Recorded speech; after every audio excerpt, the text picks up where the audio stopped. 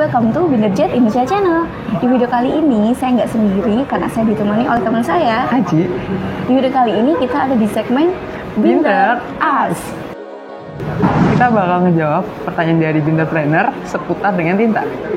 Oke, jangan skip, langsung simak video berikut. Jadi banyak banget pertanyaan dari Binderpreneur yang disampaikan kepada kita. Jadi kali ini kita akan mencoba untuk menjawab top question dari mereka terkait dengan tinta. Oke, question pertama itu adalah, kan di Super Ink itu ada tinta 1 dan 5. Itu bedanya apa sih, Kak? Jadi untuk perbedaan Super Ink 1 sama Super Ink 5 itu ke density. Yang Super Ink 1 itu density-nya tinggi dan yang Super Ink 5 itu density-nya medium. Oke. Next question atau pertanyaan kedua itu apa sih beda dari Yashima White Ink sama Yashima Special White Ink? Oke, jadi perbedaan yang Yashima White Ink sama Yashima Special White Ink itu ada di kita bahas pigmennya dulu ya. Kalau yang Yashima White Ink itu China pigment, tapi kalau yang Yashima Special White Ink itu German pigment. Terus lanjut untuk lateksnya ya, untuk kadar lateksnya. Untuk yang Yashima White Ink itu lateksnya medium. Kalau yang Yashima Special White Ink itu lateksnya tinggi. Jadi kalau misalnya kita ngeprint nih dengan kualitas lateks yang tinggi, itu nantinya akan mempengaruhi ke hasilnya. Jadi karena lateks itu fungsinya sebagai perekat ya, sebagai tinta putih, maksudnya tinta putih itu sebagai lateks atau perekat. Jadi kalau hasil cetaknya nanti lebih chewy atau kenyal. Iya. Itu sih penjelasannya. Next question, itu kan di Super Ink 1 sama Yashima itu kan density-nya kan tinggi. Apakah itu berpengaruh terhadap tersumbatnya printhead apa enggak ya, Mbak? Oh, enggak dong. Jadi meskipun kita mau pakai tinta dengan density yang tinggi, itu enggak mempengaruhi ke head. Nah, yang jadi permasalahan ini yang disalahkan tuh kayak tintanya. Padahal untuk head yang mampet itu tuh pengaruhnya ke orangnya atau operatornya itu rajin nggak nih untuk cleaning di printheadnya. Jadi misalnya printhead itu kan harus ada perawatan yang khusus nih, harus cleaning, tapi ternyata enggak atau dilakukannya nggak serutin itu, misalnya nggak begitu rutin. Nah, itu bisa mempengaruhi ke printhead. Tapi kalaupun misalnya dengan menggunakan tinta yang density-nya tinggi dan kita harus melakukan cleaning atau perawatan yang khusus, nah itu printhead akan aman aja. Karena ada nih cerita dari customer kita, dia pakai tinta dengan density tinggi atau pakai Yashima, itu headnya masih awet dan tahan sampai 1 tahun lebih, itu belum ganti. Jadi itu karena dia melakukan perawatan yang khusus dan juga cleaning yang rutin. Nah, itu sih buat tips juga buat Binderpreneur, kalaupun menggunakan printer itu juga harus sering cek atau cleaning di printheadnya, karena printhead ini juga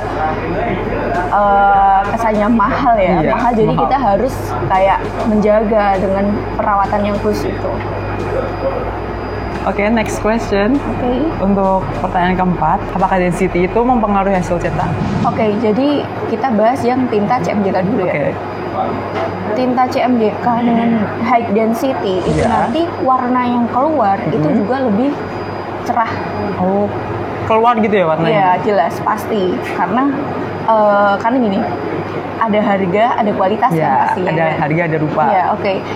Karena kalau semakin kualitasnya bagus, otomatis hasilnya juga bagus. Nah, ini yang tinta CMYK ya. Dan kita bahas yang tinta white, tinta white. Latex dengan white, dengan lateksnya yang tinggi, itu jelas hasilnya juga pasti lebih bagus. Yang pertama untuk tingkat kekenyalan atau chewy-nya itu lebih dapat lah. Terus dia juga anti crack. Jadi ada juga misalnya kita pakai tinta dengan lateksnya yang nggak begitu bagus lah, kita bilang nggak begitu bagus. Nah, itu bisa jadi awetnya kurang daripada pakai lateks yang tinggi, karena lateks yang tinggi itu nantinya juga ngaruh ke keawetan dari sablon yang di kaos itu.